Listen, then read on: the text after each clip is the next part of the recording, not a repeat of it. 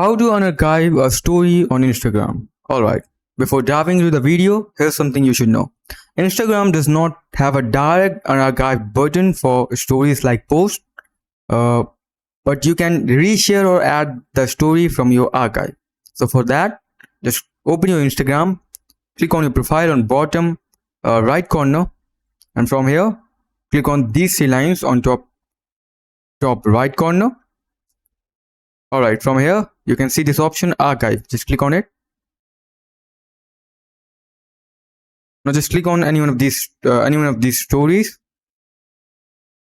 Here, click on these three dots on bottom right corner, and you can save the video to your gallery, and you can reshare the story to your current story.